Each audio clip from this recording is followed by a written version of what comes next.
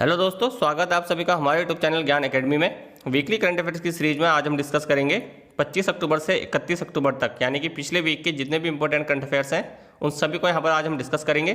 हर question को detail से देखते हुए चलेंगे, उनसे रिलेटेड जो भी जानकारी होगी, जो भी फैक्ट्स होगी वो भी मैं आपको बताते हुए चलूँगा। तो वीडियो को आप पूरा जरूर देखिए। शुरू करते हैं। तो पहला क्वेश्चन है इस वीक का, यूनाइटेड नेशंस डे यानी कि संयुक्त राष्ट्र संघ दिवस हर साल किस तिथि को मनाया जाता है? ऑप्शन है 24 अक्टूबर, 23 अक्टूबर, 22 अक्टूबर या फिर 20 अक्टूबर। तो सही आंसर है 24 अक्टूबर। तो हर साल 24 अक्टूबर को यूएन डे के रूप में मनाया जाता है। क्यों मनाया जाता है? क्योंकि इसी दिन यूएन की स्थापना हुई थी, यानी कि 24 अक्टूबर 1945 को यूएन की स्थापना हुई थी। दुनिया की 50 कंट्रीज, जिनको कि फाउंडिंग कंट्रीज जो बोला जाता है यूएन की, इसमें भारत भी शामिल था, इन सभी ने मिलकर के इस दिन यूएन चार्टर पर हस्ताक्षर किए थे और यूएन की स्थापना करी थी। स्थापना क्यों की गई थी? क्योंकि उसी समय सेकेंड वर्ल्ड वॉर की समाप्ति हुई थी। भविष्य में ऐसी स्थिति ना बने, यानी कि थर्ड वर्ल्ड वॉर जैसी कोई स्थिति ना बने, दुनिया के देशों के बीच में शांति बनी रहे, इसके लिए यूएन की स्थापना करी गई थी। रही बात 24 अक्टूबर को यूनाइटेड नेशंस डे मनाने की, तो ये शुरुआत काफ़ी बाद में हुई थी, जब 1971 में संयुक्त राष्ट्र महासभा, जो कि यूएन का ही एक पार्ट है, इसने प्रस्ताव नंबर 2782 को पास किया और ये घोषणा करी कि अब से हर साल 24 अक्टूबर को संयुक्त राष्ट्र दिवस यानी कि यूएन डे के रूप में मनाया जाएगा। तभी से हर साल 24 अक्टूबर को यूएन डे के रूप में मनाया जाता है। रही बात यूएन की, तो वर्तमान में यूएन में अभी 193 इसकी मेंबर कंट्रीज हैं और 2 इसमें अलग से क्या है, ऑब्जर्वर स्टेट है। महासचिव की अगर बात करें तो यूएन के महासचिव है एंटोनियो गुटेरेस वर्तमान में, मुख्यालय है इसका न्यूयॉर्क यूएसए में। तो अब नेक्स्ट क्वेश्चन देख लेते हैं। अगला क्वेश्चन है कि हाल ही में किस एजुकेशन बोर्ड ने डिजिटल रूप से शैक्षणिक दस्तावेज यानी कि एजुकेशनल डॉक्यूमेंट्स हैं, इनको डाउनलोड करने के लिए फेशियल रिकॉग्निशन सिस्टम शुरू करने का फैसला किया है? तो किस एजुकेशन बोर्ड ने ऐसा किया है? ऑप्शन है एसएससी यानी कि सेकेंडरी स्कूल सर्टिफिकेट, सीबीएसई यानी कि central board of secondary education, IB school, या फिर आईसीएसई यानी कि Indian certificate for secondary education. तो इन चारों में से कौन सा आंसर है? तो आंसर है सीबीएसई। तो सीबीएसई ने जो उसके क्लास 10th और 12th के बच्चे हैं उनको अपने शैक्षिक दस्तावेज डाउनलोड करने के लिए, यानी कि जो भी उसके क्या है ऑनलाइन डॉक्यूमेंट्स हैं, जो भी ऑनलाइन एजुकेशनल डॉक्यूमेंट हैं, उनको डाउनलोड करने के लिए ये जो फेशियल रिकॉग्निशन सिस्टम है, जिसको कि art of facial recognition system भी बोला जा रहा है, इसकी शुरुआत करी है। अब ये कैसे काम करेगा? तो इसके अंतर्गत जो भी पर्टिकुलर स्टूडेंट होगा उसकी एक इमेज को तो सबसे पहले सीबीएसई के डाटाबेस में सेव कर दिया जाएगा। उसके बाद उस छात्र की जो भी लाइव इमेज उसके एडमिट कार्ड पर होगी, उस इमेज का मिलान किया जाएगा जो भी डाटाबेस में इमेज है उसके साथ।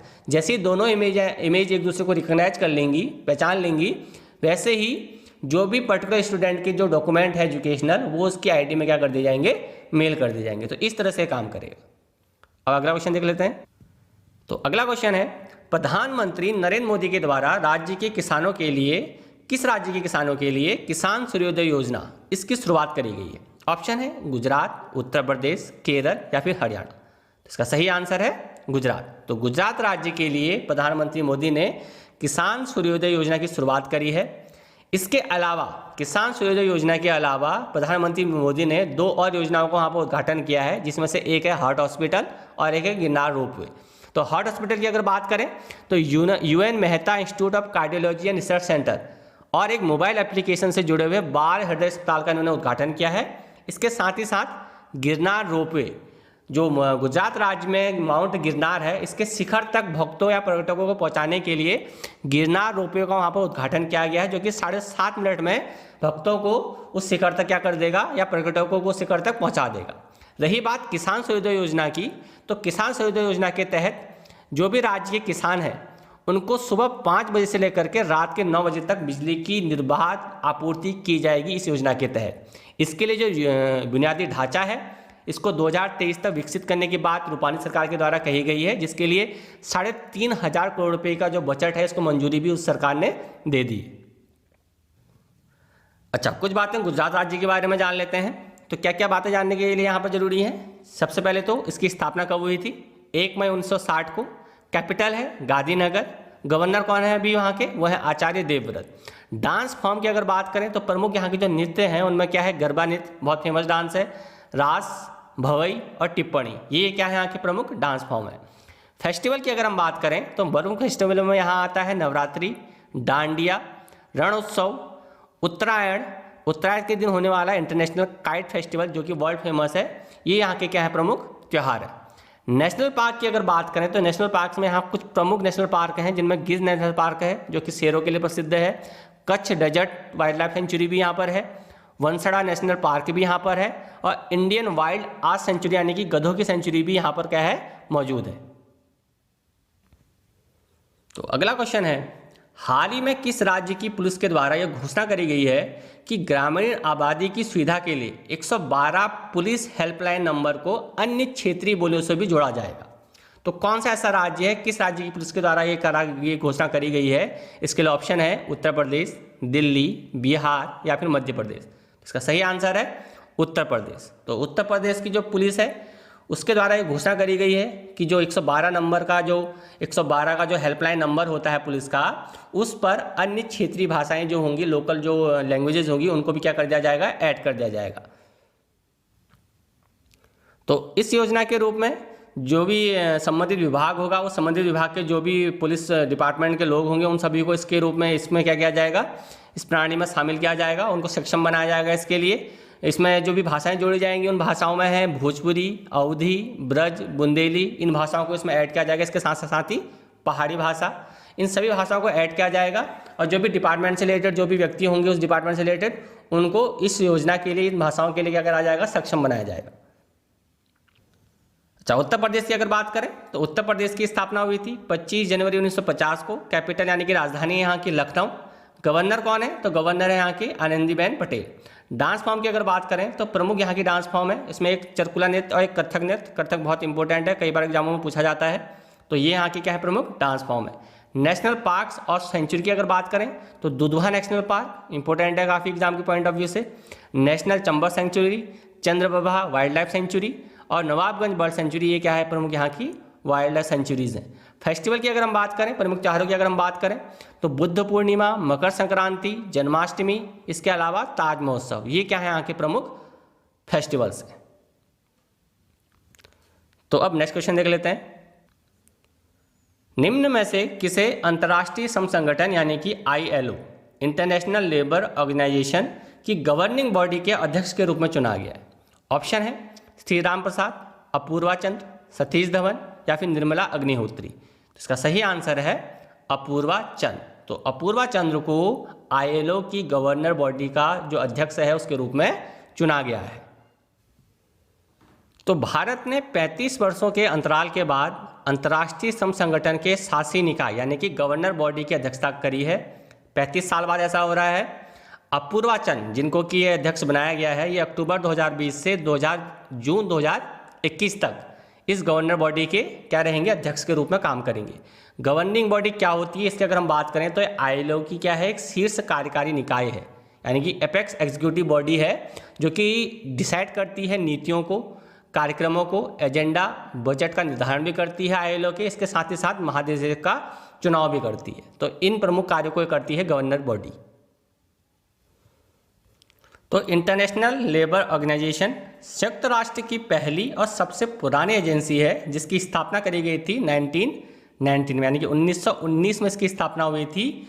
अंतर्राष्ट्रीय रूप से जो भी लेबर डिपार्टमेंट है, जो भी श्रमिक लोग हैं, उनके अधिकारों की रक्षा करने के लिए।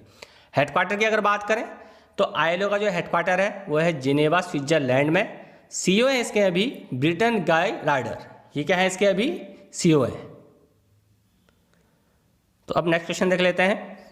अगला क्वेश्चन है ग्लोबल इंटरनेट स्पीड रैंकिंग, इसमें भारत का कौन सा स्थान दिया गया है? ऑप्शन है 121, 131, 100वां स्थान या फिर 80वां स्थान। तो इसका सही आंसर है 131। तो भारत को ग्लोबल इंटरनेट स्पीड रैंकिंग में 131वां स्थान दिया गया है। ये जो रैंकिंग है ये जारी करी है US की कंपनी ओकोला ने ये स्पीड रैंकिंग जारी करी है। 2019 में भारत को इसमें दिया गया था 121वां स्थान। ये जो स्पीड रैंकिंग है ये डिफाइन करती है कि किसी भी देश में पर सेकंड कितनी स्पीड से डाउनलोडिंग होती है, उस आधार पर इसकी गणना करी जाती है।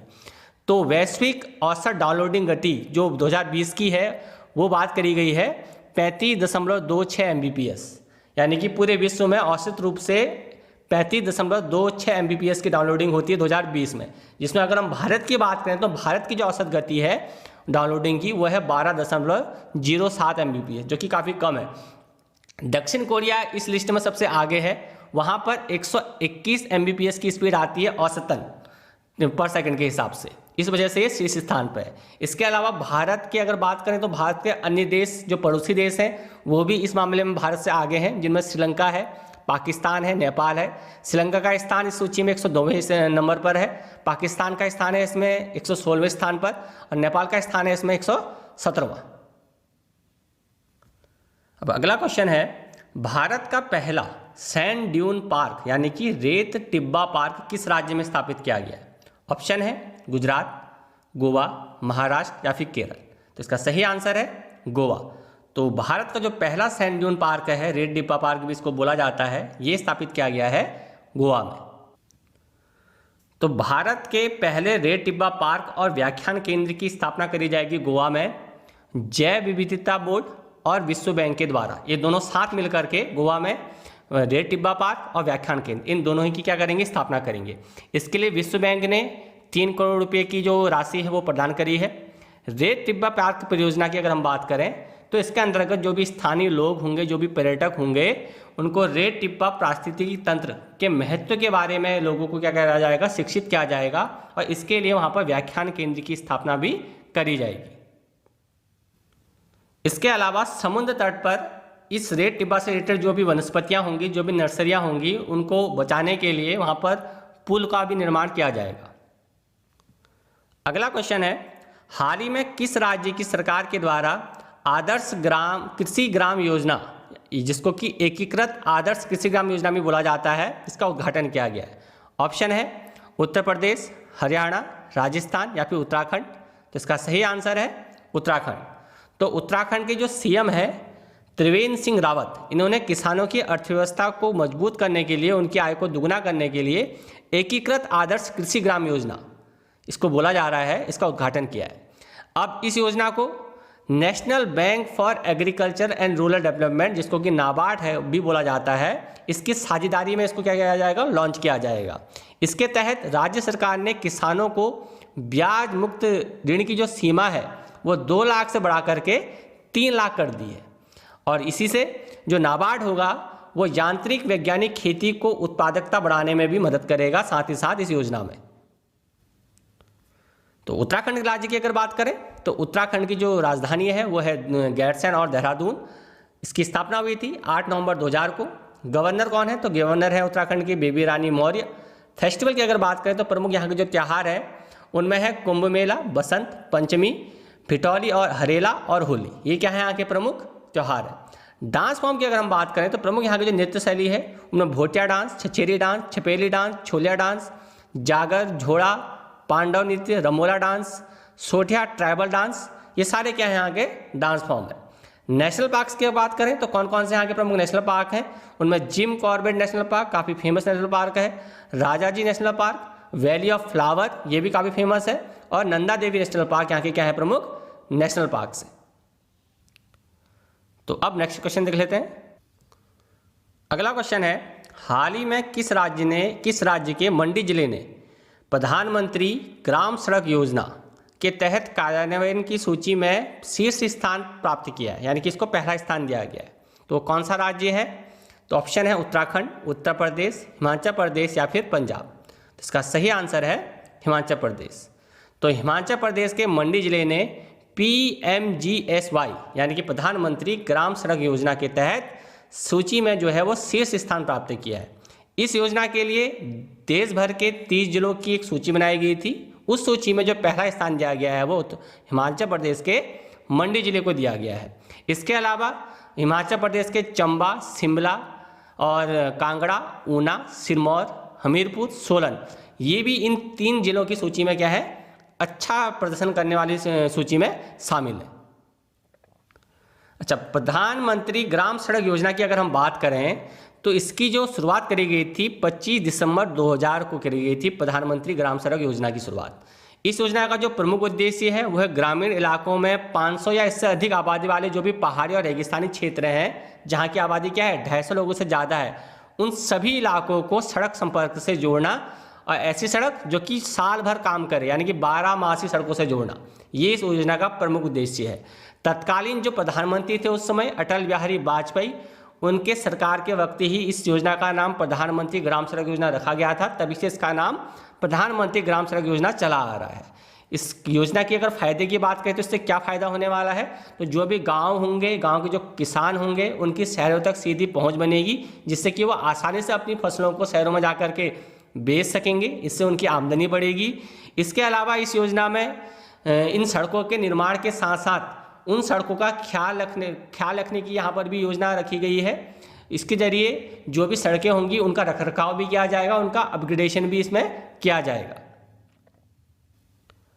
तो अब अगला क्वेश्चन देख लेते हैं। तो अगला क्वेश्चन है, निम्न में से कौन सा देश अंतर्राष्ट्रीय मुद्रा कोष यानी कि IMF का 190वां देश सदस्य देश बन चुका है? तो ऑप्शन है इसके लिए नॉर्थ कोरिया, अंडोरा, मोनाको या फिर क्यूबा। इसका सही आंसर है अंडोरा। तो अंडोरा अंतर्राष्ट्रीय मुद्रा कोष यानी कि IMF का 190वां सदस्य देश बन चुका है। तो फ्रांस और स्पेन के बीच में स्थित यूरोप का सबसे बड़ा माइक्रो स्टेट है अंडोरा, जिसकी जो मुद्रा है वो है यूरो। ये 190वां सदस्य देश बन चुका है IMF का। IMF के जो भी पॉइंट होते हैं उन पॉइंटों को पास करने के बाद इसे 190वें देश में शामिल कर लिया गया है IMF के द्वारा। इससे पहले अगर बात करें तो नॉर्वे जो देश था उसको अप्रैल 12, 2016 में 189वें देश के रूप में सदस्यता मिली थी अंतर्राष्ट्रीय मुद्रा कोष की। अच्छा, IMF की अगर बात करें यानी कि अंतर्राष्ट्रीय मुद्रा कोष की अगर बात करें तो दुनिया के देशों में वित्तीय स्थिरता और मौद्रिक सहयोग को बढ़ाने के लिए इसकी स्थापना करी गई थी। कब करी गई थी इसकी स्थापना? तो स्थापना करी गई थी 27 दिसंबर 1945 को। हेडक्वार्टर है इसका वाशिंगटन DC में। CEO जो है इसके अभी क्रिस्टीना लोगार्ड हैं, जो कि 2011 से इसके CEO बने हुए हैं।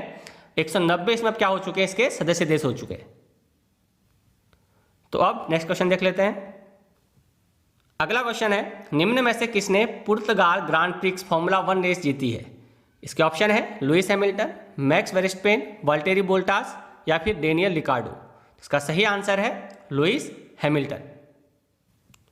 तो ब्रिटिश ड्राइवर लुइस हैमिल्टन ने पुर्तगाल ग्रांड प्रिक्स ये फॉर्मूला 1 रेस जीत ली है।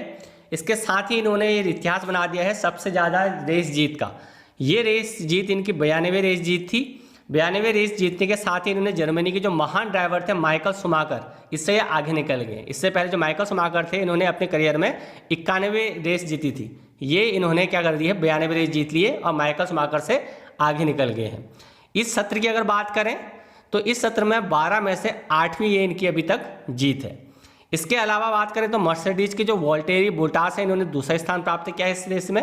इसके बाद है इसमें तीसरे स्थान पर मैक्स वेरस्टेपेन। तो अब नेक्स्ट क्वेश्चन देख लेते हैं। अगला क्वेश्चन है, निम्न में से किस देश की जल विद्युत परियोजना मंगदेछू को ब्रुनेल मेडल से सम्मानित किया गया है? तो कौन सा देश है? ऑप्शन है भारत, भूटान, नेपाल या फिर बांग्लादेश। तो इसका सही आंसर है भूटान। तो भूटान की जो जल विद्युत परियोजना है मंगदेछू, इसको ब्रुनेल मेडल 2020 से सम्मानित किया गया है। अभी ब्रुनेल मेडल होता क्या है, तो यूके में एक इंस्टीट्यूट है, UK institute of civil engineers, जिसको कि ICE भी बोला जाता है। इसके द्वारा सिविल इंजीनियर में बेहतरीन प्रदर्शन के लिए ये जो मेडल है ब्रुनेल मेडल ये प्रदान किया जाता है। तो ये जो जल विद्युत परियोजना है भूटान की, इसको इसने भारत के साथ मिलकर के कंप्लीट किया था। इस परियोजना में जो क्षमता है इस परियोजना की वो 720 की मेगावाट की क्षमता है। 4,500 करोड़ रुपए की लागत से मध्य भूटान के ट्रोंगसा दंजोखाम जिले में मंगदेछू नदी पर इसे क्या करा गया है, बनाया गया है। अगस्त 2019 में भूटान के PM लोटे तेसरिंग और भारत के PM नरेंद्र मोदी ने साथ मिलकर के इसका क्या किया था, उद्घाटन किया था। तो भूटान की अगर बात करें तो भारत का पड़ोसी देश है भूटान, लैंडलॉक कंट्री है। राजधानी है यहाँ की थिम्पू, प्राइम मिनिस्टर है इसके लोटे तेसरिंग, ऑफिशियल लैंग्वेज है यहाँ की जोंखा। करेंसी की अगर बात करें तो इंडियन रुपी यहाँ मेन रुपी में चलती है। इसके अलावा भूटानीज रुपीज भी यहाँ पर चलती हैं। बढ़ते हैं अगले क्वेश्चन की तरफ। फाइनेंशियल एक्शन टास्क फोर्स यानी कि FATF ने हाल ही में किस देश को ग्रे लिस्ट की स्थिति में बरकरार रखा है? तो किस देश को रखा है? इसके लिए ऑप्शन है नेपाल, जापान, भारत या फिर पाकिस्तान। तो इसका आंसर है पाकिस्तान। तो फाइनेंशियल एक्शन टास्क फोर्स यानी कि FATF ने 23 अक्टूबर 2020 को जो बैठक हुई थी, इसमें फैसला लिया गया कि पाकिस्तान को उसकी ग्रे लिस्ट में क्या रखा जाएगा, बरकरार रखा जाएगा। इससे पहले भी पाकिस्तान को ग्रे लिस्ट में रखा गया था, तो उस ग्रे लिस्ट में इसको बरकरार रखा गया है। इसकी घोषणा जो FATF के जो अध्यक्ष हैं मार्कस प्लियर, इन्होंने करी थी।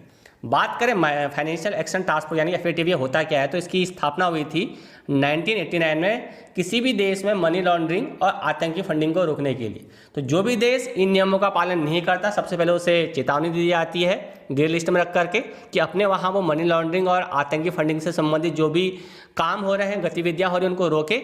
अगर वो देश ऐसा करने में सक्षम नहीं हो पाता, ऐसा नहीं कर पाता, तो फिर उससे क्या कर दिया जाता है, ब्लैक लिस्ट में डाल दिया जाता है। और अन्य देशों के साथ जो भी उसके वित्तीय संपर्क है, जो भी फाइनेंशियल एड जो उसको मिलता है अन्य देशों से, उसको समाप्त कर दिया जाता है। तो अभी पाकिस्तान को रखा गया है ग्रे लिस्ट में। तो अब अगला क्वेश्चन देख लेते हैं। हाल ही में किस देश ने नो मास्क नो सर्विस इस नीति को लागू कर दिया है? तो कौन सा देश है? ऑप्शन है भारत, बांग्लादेश, सिंगापुर या फिर नेपाल। तो इसका सही आंसर है बांग्लादेश। तो बांग्लादेश ने अपने देश में जो है नो मास्क नो सर्विस नीति को लागू कर दिया है।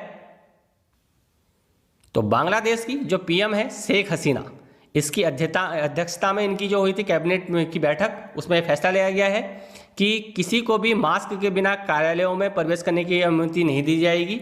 सभी कार्यालय जो भी होंगे देश के, उनको कोरोना वायरस के प्रसार को नियंत्रित करने के लिए नो मास्क नो सर्विस कहते हुए एक नोटिस बोर्ड को वहाँ पर उन्होंने क्या करना होगा, लगाना होगा। तो बांग्लादेश की अगर बात करें तो बांग्लादेश, इसकी राजधानी है ढाका, प्रेसिडेंट है यहाँ के अब्दुल हमीद, प्राइम मिनिस्टर कौन है, तो प्राइम मिनिस्टर है शेख हसीना, ऑफिशियल लैंग्वेज है यहाँ की बंगाली। नेक्स्ट क्वेश्चन देख लेते हैं।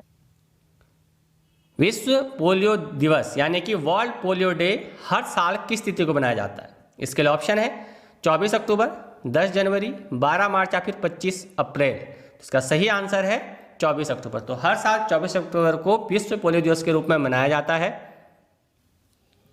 तो विश्व पोलियो दिवस हर साल 24 अक्टूबर को जोनास साल्क के जन्म दिवस के उपलक्ष्य में मनाया जाता है। विश्व पोलियो दिवस पोलियो मुक्त दुनिया की ओर वैश्विक प्रयासों को उजागर करने और दुनिया के हर कोने से पोलियो उन्मूलन की लड़ाई में उन लोगों के अथक योगदान का सम्मान करने का अवसर भी प्रदान करता है। विश्व पोलियो दिवस 2020 के थीम की अगर बात करें तो इस बार की इसमें थीम थी a win against polio is a win for global health. ये क्या है, इस साल की थीम है। इसके अलावा बात करें तो एक चीज़ आपको पता होनी चाहिए कि 27 मार्च 2014 को भारत को पूरी तरह से WHO के द्वारा पोलियो मुक्त घोषित कर दिया गया था। भारत के साथ साथ ही जो entire south east Asia region है, इसको भी ऑफिशियली डिक्लेयर कर दिया गया था पोलियो फ्री 27 मार्च 2014 को। इसके अलावा अभी आने वाले समय में वर्ल्ड हेल्थ ऑर्गेनाइजेशन के द्वारा ये कहा जा रहा है कि पाकिस्तान को भी पूरी तरह से पोलियो फ्री देश घोषित कर दिया जाएगा आने वाले सालों में। तो अब नेक्स्ट क्वेश्चन देख लेते हैं। अगला क्वेश्चन है, हाल ही में भारत तिब्बत सीमा पुलिस यानी कि ITBP ने अपना कौन सा स्थापना दिवस मनाया? ऑप्शन है 60, 59, 50 या फिर 62वां। तो कौन सा मनाया है? तो ये मनाया है 59वां। तो केंद्रीय गृह मंत्री जो हैं श्री जी किशन रेड्डी, इन्होंने भारत तिब्बत सीमा पुलिस यानी कि ITBP के 59वें स्थापना दिवस पर ग्रेटर नोएडा में आयोजित स्थापना दिवस समारोह में क्या किया था, इसको संबोधित किया था। तो 59वां ये आयोजन था, 59वां ये स्थापना दिवस मनाया गया था ग्रेटर नोएडा में ITBP के द्वारा। ये क्या है ITBP? अगर हम बात करें तो ये सशस्त्र पुलिस बल जो होता है CAPF जिसको बोला जाता है, इसका एक हिस्से के रूप में है। जो भी हमारे पर्वतीय क्षेत्र हैं, पर्वतीय सीमा क्षेत्र हैं, वहाँ पर इनके सैनिकों की तैनाती करी जाती है। 1962 में जब चाइना के साथ वॉर हुआ था तो चाइना और तिब्बत से जो सीमा लगती है भारत की, उस सीमा की रक्षा के लिए ITBP की स्थापना उस समय करी गई थी। बात करें ITBP के आदर्श वाक्य की, तो इसका जो आदर्श वाक्य है वह है शौर्य दिद्धा क्रमनिष्ठ। बढ़ते हैं अगले क्वेश्चन की तरफ। अगला क्वेश्चन है, निम्न में से किसने चौथे भारत ऊर्जा मंच यानी कि इंडिया एनर्जी फोरम के उद्घाटन सत्र को संबोधित किया है? ऑप्शन है नितिन गडकरी, नरेंद्र मोदी, डॉक्टर हर्षवर्धन या फिर अमित शाह। इसका सही आंसर है नरेंद्र मोदी। तो नरेंद्र मोदी ने इंडिया एनर्जी फोरम के चौथे संस्करण का उद्घाटन किया है। ये उद्घाटन में वीडियो कॉन्फ्रेंसिंग के माध्यम से जो प्रधानमंत्री नरेंद्र मोदी है, उन्होंने जो विश्व के जो भी प्रमुख तेल, वैश्विक तेल जो और गैस कंपनी के जो कार्यकारी अधिकारी यानी कि सीईओज हैं उनके साथ बातचीत करी है, संबोधित किया है उन लोगों को। इस आयोजन की अगर बात करें तो ये आयोजन नीति आयोग और पेट्रोलियम एवं प्राकृतिक गैस मंत्रालय इन दोनों के द्वारा मिलकर के इसको आयोजित किया गया था। 26 से 28 अक्टूबर 2020 तक 3 दिनों के लिए इसको होस्ट किया गया है। बात करें इस वर्ष की थीम की तो चौथे भारत ऊर्जा फोरम की जो थीम थी, भारत की ऊर्जा भविष्य की दुनिया में बदलाव, ये क्या थी इस बार की इसमें थीम थी। 30 राष्ट्र इसमें क्या हुए थे, सहभागी के रूप में इसमें उपस्थित हुए थे। तो अब अगला क्वेश्चन देख लेते हैं। अगला क्वेश्चन है फोर्ब्स वर्ल्ड बेस्ट एम्प्लॉयर 2020 में किस कंपनी को शीर्ष स्थान हासिल हुआ है। तो किस कंपनी को हुआ है? ऑप्शन है सैमसंग, अमेजन, माइक्रोसॉफ्ट या फिर HCL टेक्नोलॉजीज। तो इसका सही आंसर है सैमसंग। तो सैमसंग को फोर्ब्स की वर्ल्ड बेस्ट एम्प्लॉयर 2020 इस सूची में प्रथम स्थान मिला गया है। तो सैमसंग ने फोर्ब्स वर्ल्ड के बेस्ट एम्प्लॉयर 2020 की सूची में शीर्ष स्थान हासिल किया है। इसमें 750 बहुराष्ट्रीय और 45 देशों के बड़े निगमों की क्या थी, वैश्विक सूची थी। इसमें सैमसंग ने पहला स्थान हासिल किया है। अमेजन की अगर बात करें तो अमेजन इस सूची में दूसरे स्थान पर है। HCL टेक्नोलॉजीज भारत की शीर्ष नियोक्ता है। विश्व भर में इसकी रैंक है 30, लेकिन भारत में ये शीर्ष नियोक्ता के रूप में सामने आई है। इसके अलावा HDFC बैंक की अगर बात करें तो इसका जो रैंकिंग है इसमें 176वां है, लेकिन बैंकिंग क्षेत्र में ये शीर्ष नियोक्ता है। इसके अलावा NTPC लिमिटेड जो है ये वैश्विक स्तर पर 261वें स्थान पर है, लेकिन भारतीय सार्वजनिक उपक्रम इसमें ये नियोक्ता के मामले में सबसे ऊपर है। तो अब नेक्स्ट क्वेश्चन देख लेते हैं। निम्न में से कौन सा राज्य प्रधानमंत्री स्वनिधि योजना को लागू करने वाला पहला राज्य बन गया है? इसके ऑप्शन है पंजाब, राजस्थान, उत्तर प्रदेश या फिर झारखंड। तो इसका सही आंसर है उत्तर प्रदेश। तो उत्तर प्रदेश राज्य जो है इस योजना को लागू करने वाला पहला राज्य बन गया देश का। ये जो प्रधानमंत्री स्वनिधि योजना है इसको प्रधानमंत्री ने प्रधानमंत्री आत्मनिर्भर पैकेज के तहत इसकी शुरुआत करी गई थी। अगर बात करें इस योजना की तो इस योजना के तहत ये क्या है, एक शॉर्ट टर्म लोन सर्विस है, यानी एक माइक्रो फाइनेंस स्कीम है जिसके अंतर्गत जो भी स्ट्रीट वेंडर्स होंगे इनको 10,000 रुपये तक का क्या दिया जाएगा, लोन दिया जाएगा। बात करें अगर यूपी की तो यूपी ने इसको लागू कर दिया है और ये पहला राज्य बन चुका है इसको लागू करने वाला। प्रदेश में अगर बात करें, यूपी की अगर बात करें तो इस प्रदेश में अभी तक इस योजना के अंतर्गत 7 लाख से अधिक वेंडरों ने अपना पंजीकरण इसमें करा चुके हैं। ये योजना पूरी तरह से सूचना प्रौद्योगिकी पर आधारित रहेगी। तो अब नेक्स्ट क्वेश्चन देख लेते हैं। अगला क्वेश्चन है सतर्कता जागरूकता सप्ताह यानी कि विजिलेंस अवेयरनेस वीक हर साल किस तिथि को मनाया जाता है? इसका ऑप्शन है 25 अक्टूबर से 30 अक्टूबर, 26 अक्टूबर से 1 नवंबर, 27 अक्टूबर से 2 नवंबर या फिर इनमें से कोई नहीं। तो सही आंसर है 27 अक्टूबर से 2 नवंबर। तो 27 अक्टूबर से 2 नवंबर 2020 तक इसको मनाया जा रहा है। इस बार भी हर साल ये मनाया जाता है सतर्कता जागरूकता सप्ताह के रूप में। सरदार वल्लभ भाई पटेल के जन्मदिन के सप्ताह के दौरान भी इसको मनाया जाता है। इस बार की अगर बात करें तो इस बार की इसकी थीम जो है वह है सत्कार भारत, समृद्ध भारत, यानी कि सतर्क भारत और समृद्ध भारत भी इसको बोला जाता है। ये इस साल की क्या है इसमें थीम है। बढ़ते हैं अगले क्वेश्चन की तरफ। पर्यटन मंत्रालय ने किस राज्य के बूंदी जिले को देखो अपना देश वेबिनार का आयोजन किया है? ऑप्शन है उत्तर प्रदेश, हरियाणा, राजस्थान या फिर गुजरात। तो इसका सही आंसर है राजस्थान।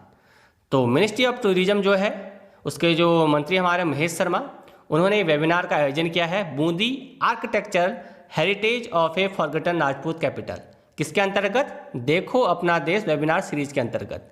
बूंदी ये राजस्थान का एक क्या है, दक्षिण पूर्व में स्थित हड़ौती क्षेत्र का एक जिला है। इसे स्टेप फॉल्स और नीले शहर के रूप में भी जाना जाता है। इसके आसपास 100 से अधिक मंदिर हैं। इसके कारण से छोटी काशी के नाम से भी जाना जाता है।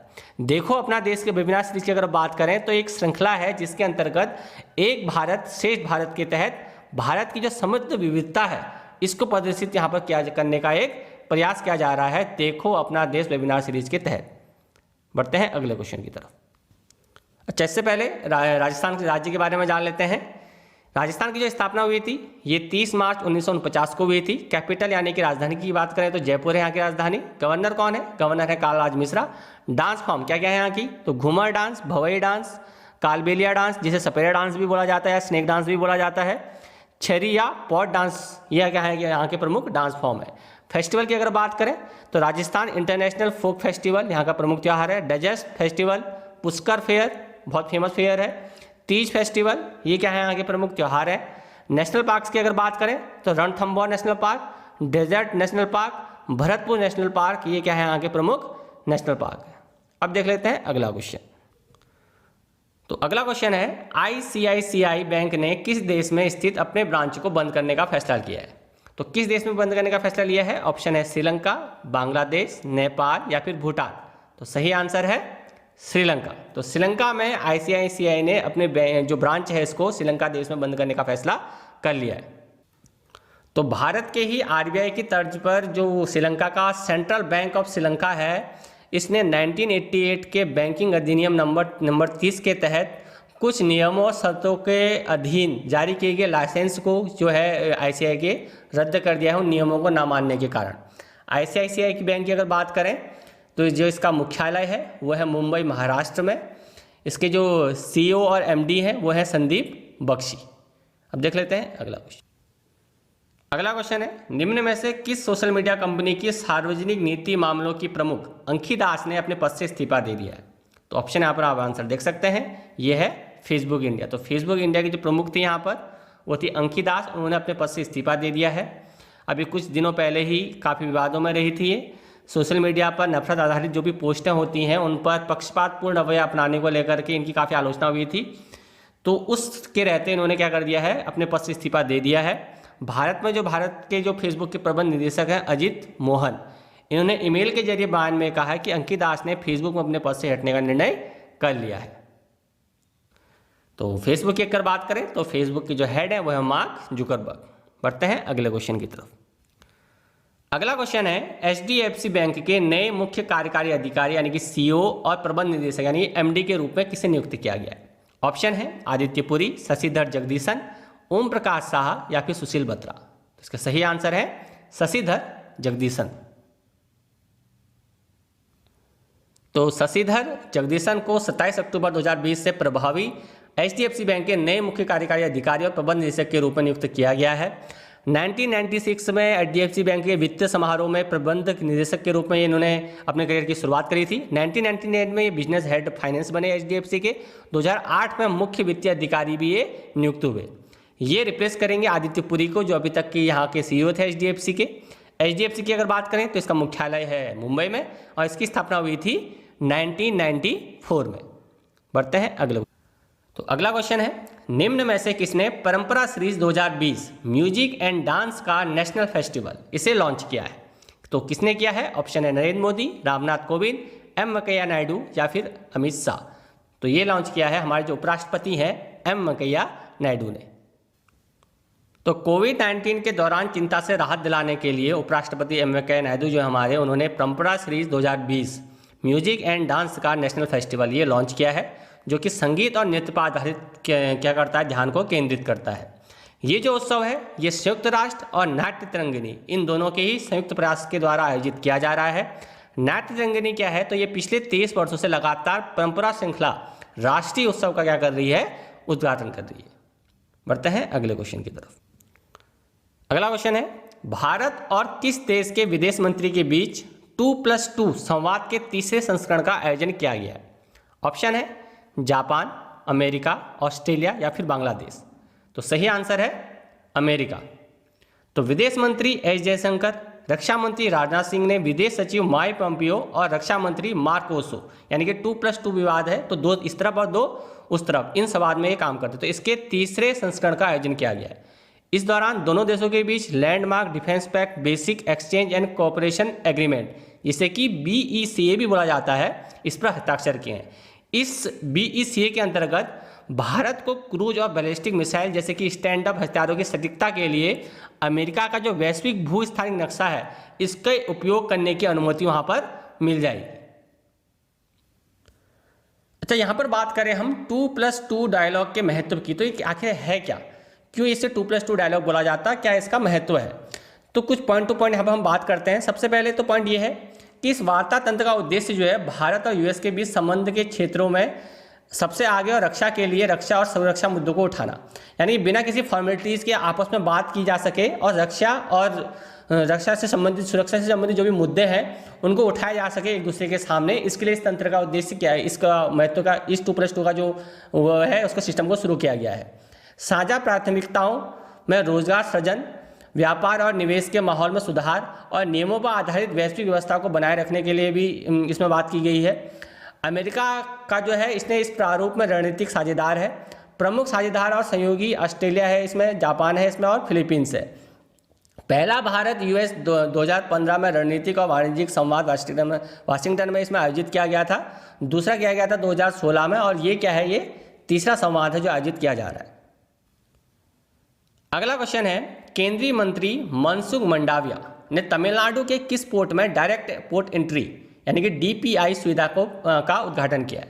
ऑप्शन है, एक चिदम्बरनार पोर्ट, त्रिपुर चेट्टीपालयम, तीसरा है चेन्नई और चौथा है तूतीकोरिन।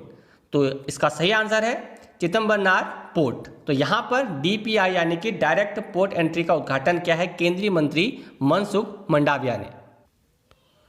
तो केंद्रीय मंत्री जो मनसुख मंडाविया हैं ये कौन है? तो ये है union minister of state for shipping India, यानी इंडिपेंडेंट चार्ज इसको मिला हुआ है इनको, और union minister of state for chemical and fertilizers, ये क्या है, इन मंत्रालयों के मंत्री हैं। इन्होंने चिदम्बरनार बंदरगाह जो है तमिलनाडु में, इसमें डायरेक्ट पोर्ट एंट्री की सुविधा का उद्घाटन किया है।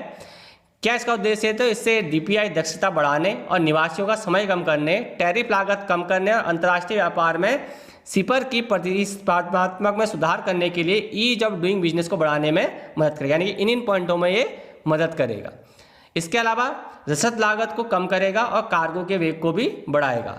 इसके अलावा यह 24x60 यानी कि हफ्ते में 7 दिन और दिन के 24 घंटे के आधार पर कारखानों से कंटेनरों की सीधी आवाजाही को सक्षम करेगा। छठे ब्रिक्स संसदीय मंच के आयोजन की अध्यक्षता किसके द्वारा करी गई थी?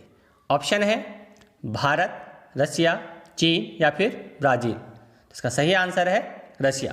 तो रूस के जो रूसी संसद के अध्यक्ष हैं वस्तुतस वोलोडिन, इन्होंने छठवें जो ब्रिक्स संसदीय मंच है इसकी अध्यक्षता करी थी। भारत की तरफ से जो संसदीय प्रतिनिधिमंडल भेजा गया था इसका नेतृत्व लोकसभा अध्यक्ष ओम प्रकाश बिरला, इसके अलावा लोकसभा सदस्य कनिमोझी करुणानिधि इन्होंने किया था। थीम की अगर बात करें तो इस साल की जो थीम है इसकी वो है वैश्विक स्थिरता, सामान्य सुरक्षा और अभिनव विकास के हित में ब्रिक्स साझेदारी संसदीय आयाम। ये क्या है इस बार की इसकी थीम है। ब्रिटिश संसदीय मंच है क्या आखिर? तो ब्रिक्स जो संगठन है इसके सभी देशों की संसदों का एक मंच है जहां पर वैश्विक रूप से जो वैश्विक मुद्दे हैं उन पर बात करी जाती है, उन मुद्दों की ओर को ध्यान दिया जाता है। बात करें ब्रिक्स की तो ब्रिक्स 5 देशों का संगठन है, ब्राजील, रशिया, इंडिया, चाइना और साउथ अफ्रीका। स्थापना इसकी हुई थी 16 मई 2008 को। सब्सिडियरी की अगर बात करें तो इसका सब्सिडियरी है न्यू डेवलपमेंट बैंक। बढ़ते हैं अगले क्वेश्चन की तरफ। अगला क्वेश्चन है कि सब्जियों के लिए न्यूनतम समर्थन मूल्य, जिसको कि मिनिमम सपोर्ट प्राइस भी बोला जाता है, ये तय करने वाला देश का पहला राज्य बन गया। तो कौन सा राज्य है? ऑप्शन है हरियाणा, पंजाब, केरल या फिर तमिलनाडु। तो सही आंसर है केरल। तो केरल राज्य 1 नवंबर से सब्जियों की न्यूनतम समर्थन मूल्य यानी कि एमएसपी तय करने के साथ साथ 16 नवंबर को सब्जियों की 16 किस्मों के लिए कीमत तय करने वाला देश का पहला राज्य बन गया है। इस कदम से राज्य में कृषि को बढ़ाने की दिशा में लक्षित किसानों को सहायता मिलेगी। जो एमएसपी होगा वो सब्जियों की उत्पादन लागत से 20% अधिक होगा और इसे समय समय पर नियमित आधार पर संशोधित भी किया जाएगा। इसके अलावा इसका समन्वय केरल के स्थानीय सरकारी निकायों के द्वारा भी किया जाएगा। बात करते हैं केरल की। तो केरल की स्थापना हुई थी 31 अक्टूबर 1956 को। कैपिटल यानी कि राजधानी है केरल की तिरुवनंतपुरम। गवर्नर कौन है यहाँ के? तो गवर्नर है यहाँ के आरिफ मोहम्मद खान। प्रमुख त्योहारों की बात कर लेते हैं। तो प्रमुख त्योहारों पर यहाँ पर है ओणम, विशु फेस्टिवल, त्रिशूर पूरा फेस्टिवल। ये क्या है यहाँ के प्रमुख फेस्टिवल्स हैं। डांस फॉर्म की अगर बात करें तो उनमें कथकली, थय्यम, कलरीपयतु और मोहिनीअट्टम, ये क्या है यहाँ के प्रमुख डांस फॉर्म है। नेशनल पार्क्स की अगर बात करें तो यहाँ के जो प्रमुख नेशनल पार्क हैं उनमें है Rajamalai National Park, Periyar National Park, Silent Valley National Park और पंपादम सोला नेशनल पार्क, जो कई बार एग्जामों में पूछे गए। बढ़ते हैं अगले क्वेश्चन की तरफ। तो अगला क्वेश्चन है निम्न में से किसे डॉक्टर तुलसीदास चुग पुरस्कार 2020 से सम्मानित किया गया है? तो किसे किया गया है? ऑप्शन है डॉक्टर माधवराम, सतीश मिश्रा, डॉक्टर सतीश चंद्र या फिर इनमें से कोई नहीं। तो सही आंसर है डॉक्टर सतीश मिश्रा। तो division of molecular parasitology and immunology यानी कि CSIR CDRI की जो वैज्ञानिक हैं डॉक्टर सतीश मिश्रा, इनको मलेरिया परजीवी के जीवन चक्र पर उनके शोध के लिए डॉक्टर तुलसीदास चौक पुरस्कार 2020 से सम्मानित किया गया है। ये पुरस्कार जो दिया जाता है national academy of medical sciences के द्वारा दिया जाता है। इस पुरस्कार में एक स्क्रॉल दिया जाता है, एक स्मारक मेडल दिया जाता है और नगद प्रोत्साहन राशि भी इसमें दी जाती है। बढ़ते हैं अगले क्वेश्चन की तरफ। तो अगला क्वेश्चन है, निम्न में से किसने अर्थव्यवस्था और विदेश व्यापार के संघाई सहयोग संगठन यानी कि SCO के मंत्रियों की 19वीं बैठक की मेजबानी करी है? तो किसने करी है? ऑप्शन है पाकिस्तान, चाइना, रशिया या फिर भारत। तो सही आंसर है भारत। तो भारत ने विदेशी अर्थव्यवस्था और विदेशी व्यापार की जो संघाई सहयोग संगठन की जो 19वीं बैठक थी इसकी मेजबानी करी है। इस बैठक का उद्देश्य जो है वो आर्थिक ताकत का लाभ उठाते हुए इस रीजन में, इस क्षेत्र में व्यापार और निवेश को बढ़ाते हुए उनको बढ़ाना और दवाइयों तक पहुंच बढ़ाने के लिए अधिक से अधिक सहयोग करना, ये इसका मेन एम है।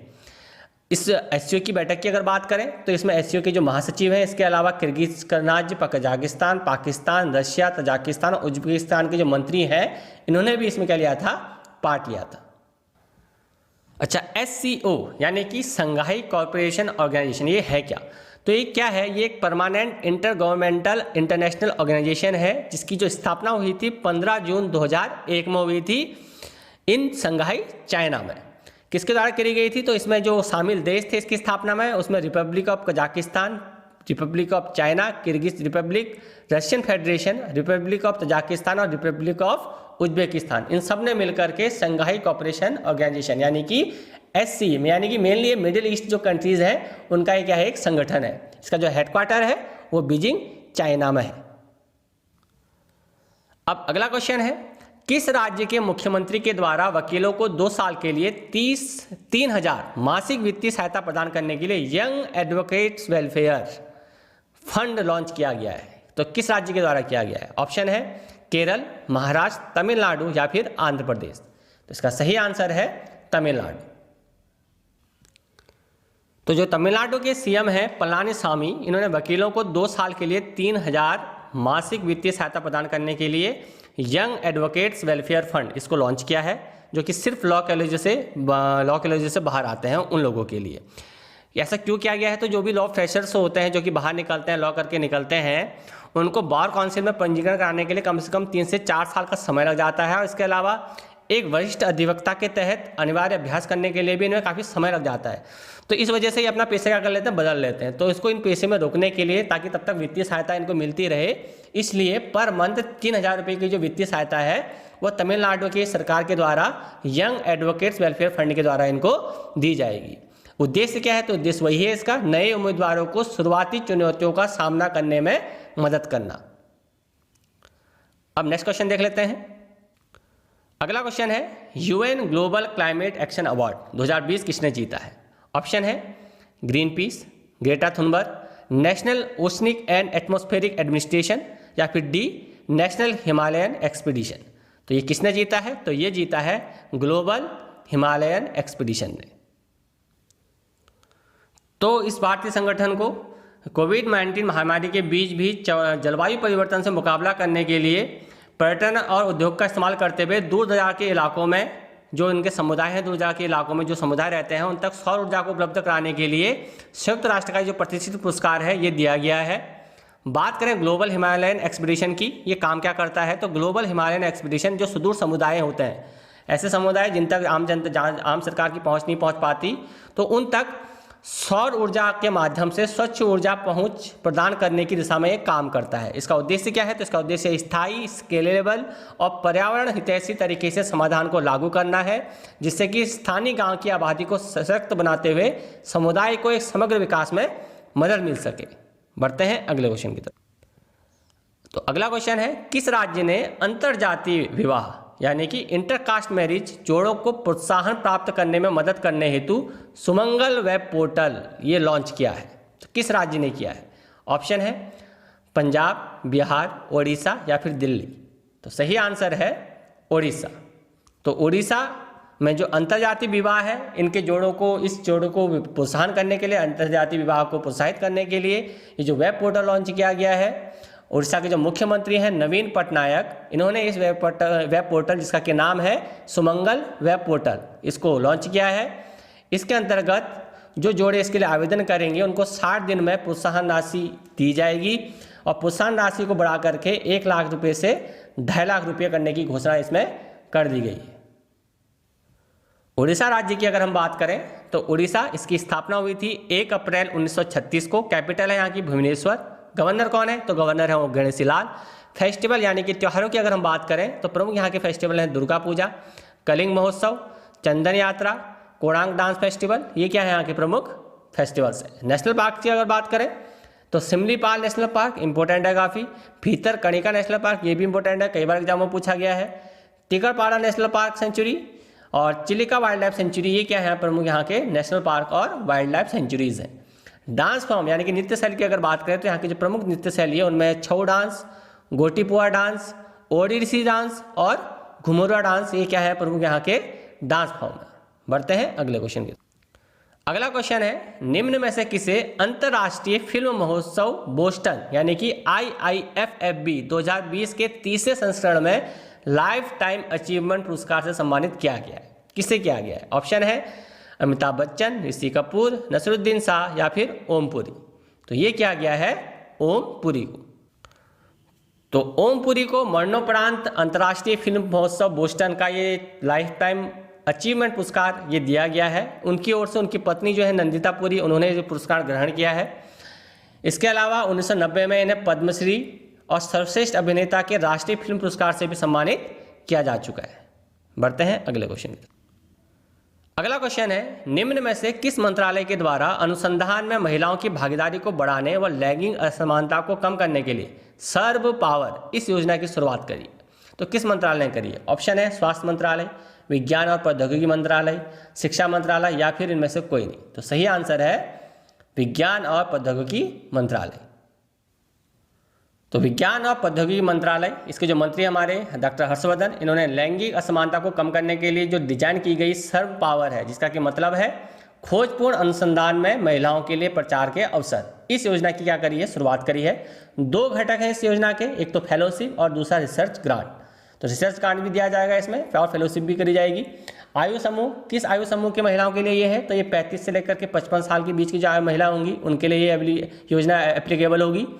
समर्थन के घटक जो होंगे इसमें रुपये की फेलोशिप दी जाएगी। इसमें नियमित आय के अलावा जो आय मिलती है उसके अलावा 15,000 रुपये एक्स्ट्रा इसमें प्रति माह दिए जाएंगे। अवधि है इसकी 3 साल, तो 3 साल के लिए ये दिया जाएगा। बढ़ते हैं अगले क्वेश्चन की तरफ।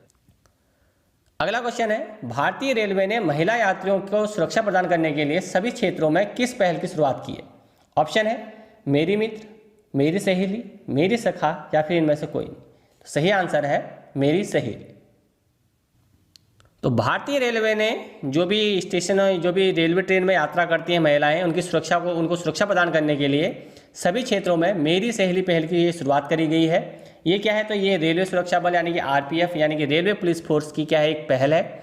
इसके तहत जो भी महिला यात्री होंगी उनको यात्रा के दौरान बरती जाने वाली सभी सावधानियों के बारे में बताया जाएगा और कोच में अगर उन्हें कोई भी समस्या होती है तो 182 नंबर ये डायल करने की बात वहाँ पर कही जाएगी।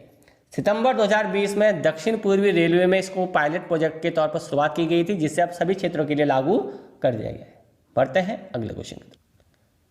अगला क्वेश्चन है, 14वां एशियाई फिल्म पुरस्कार में किसे सर्वश्रेष्ठ फिल्म के रूप में चुना गया है? तो ये चुना गया है पैरासाइट मूवी को, जो कि साउथ कोरिया की मूवी है। इस मूवी को 14वें एशियाई फिल्म पुरस्कार के सर्वश्रेष्ठ फिल्म के रूप में वहाँ पर चुना गया है।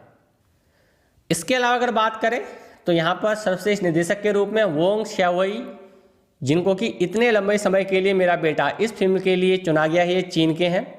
सर्वश्रेष्ठ नए निर्देशक के रूप में 37 सेकंड मूवी के लिए, जो कि जापान की मूवी है, इसके लिए हिकारी को चुना गया है। सर्वश्रेष्ठ अभिनेता के लिए ली ब्यूंग हन, इनको चुना गया है। सर्वश्रेष्ठ अभिनेत्री के लिए झोऊ डोंगयू, इनको सर्वश्रेष्ठ अभिनेत्री के रूप में चुना गया है। इसके अलावा भारत में जोया अख्तर द्वारा जो निर्देशित मूवी है गली बॉय, इसको 14वें एशियाई फिल्म पुरस्कारों में सर्वश्रेष्ठ मूल स्कोर भी दिया गया है। कर्स स्केल और द साल्वेज ऑडियो कलेक्टिव ने गली बॉय के लिए ये पुरस्कार आयोजित किया था, ये एकत्र किया था। इसकी शुरुआत हुई थी एशियन फिल्म पुरस्कार की मार्च 20, 2007 से, यानी कि 2007 से इन पुरस्कारों की शुरुआत करी गई थी। अगला क्वेश्चन है, भारतीय सेना ने राष्ट्र भर में सेना के भीतर सुरक्षित संदेश भेजने की सुविधा के लिए कौन सी एप्लीकेशन विकसित की है? ऑप्शन है साई, ट्राई, सार या फिर SSS, SSS। तो इसका सही आंसर है साई, जिसको कि बोलते हैं सिक्योर एप्लीकेशन फॉर इंटरनेट। तो इस एप्लीकेशन को विकसित किया है भारतीय सेना ने। तो इंडियन आर्मी ने messaging application secure application for internet यानी कि साई, जो कि सिक्योर मैसेजिंग के लिए बनाई गई है, इसको अक्रॉस नेशन यानी कि पूरे देश में लागू किया है सभी आर्मी के लिए। साई क्या करेगा? ये end to end secure voice text और वीडियो कॉलिंग को सपोर्ट करेगा एंड्रॉयड प्लेटफॉर्म पर। ये सिमिलर रहेगा व्हाट्सएप, टेलीग्राम और संवाद फीचर की और GIMS इस फीचर की तरह ये काम करेगा। इसके अलावा इसमें जो सिक्योरिटी फीचर होगी लोकल इन हाउस सर्वर्स के द्वारा और कोडिंग के द्वारा ये सिक्योरिटी इसमें डाली जाएगी, जिसे कि समय समय पर अपग्रेड किया जाएगा। तो आज के इस वीडियो में दोस्तों हमने डिस्कस करी इस हफ्ते के जो भी इंपॉर्टेंट करंट अफेयर्स है, यानी कि 25 अक्टूबर से लेकर के 31 अक्टूबर तक के सारे करंट अफेयर्स को मैं यहाँ पर देखते हुए चले। हर क्वेश्चन का मैंने यहाँ पर आपको डिटेल्स एनालिसिस कराया हुआ है। तो आपको ये वीडियो कैसा लगा है आप हमें बताइए। इस वीडियो को लाइक कीजिए, जितना हो सके शेयर कीजिए, साथ ही साथ हमारे चैनल को सब्सक्राइब कीजिए अगर आपने सब्सक्राइब नहीं किया है, और सब्सक्राइब के बगल में जो नोटिफिकेशन बेल होता है उसे आप जरूर दबा दीजिए, ताकि हमारी कोई भी वीडियो अगर आपके पास आए तो उसका नोटिफिकेशन आपको मिल जाए।